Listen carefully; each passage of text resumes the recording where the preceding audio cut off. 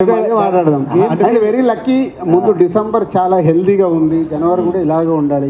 Animal, ఆయనాన్న, Salaar కమర్షియల్గా అన్నీ super hits వచ్చాయి ఈ మంత్. సో నెక్స్ట్ మంత్ కూడా సంక్రాంతికి వచ్చే సినిమాలు ఎక్స్ట్రాడినరీ హిట్స్ అవుతే మనకు థియేటర్స్కి జనాలు ఎలా అయితే వస్తున్నారో నెక్స్ట్ మంత్కి ఉపయోగపడుతుంది. విష్ సంక్రాంతికి వచ్చే సినిమాలు మ్యాక్సిమం హిట్ కావాలి, అది కోరుకోవాలి.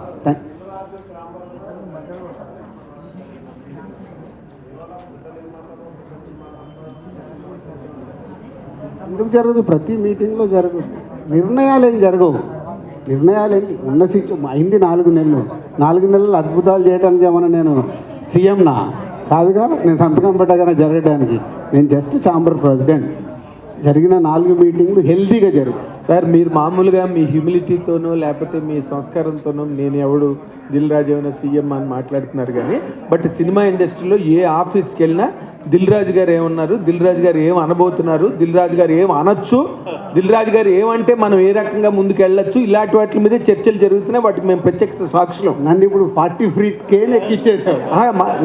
కాదని మనం ఏ జర్నలిస్ట్. Thank you.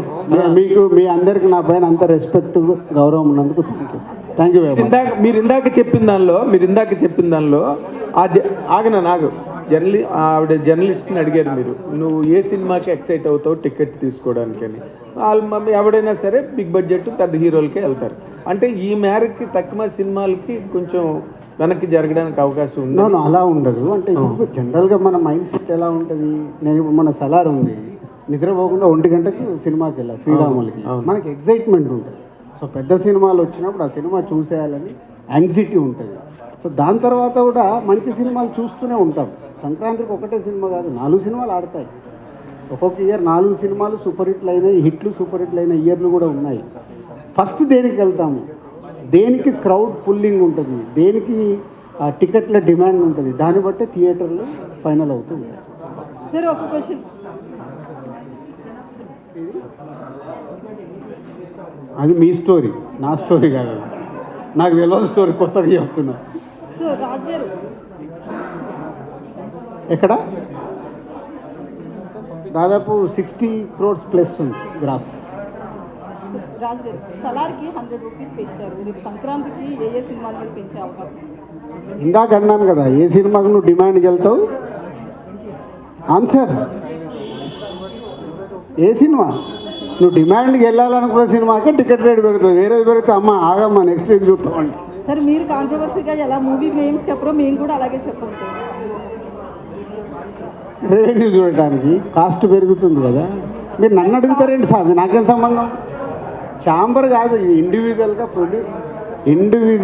ప్రొడ్యూసరు పెద్ద సినిమా బడ్జెట్లు అయినప్పుడు టికెట్ రేట్ అడుగుతారు, పెంచుతారు, అలాగే పెరుగుతాయి. అన్ని సినిమాలకు కాదు కదా. సార్,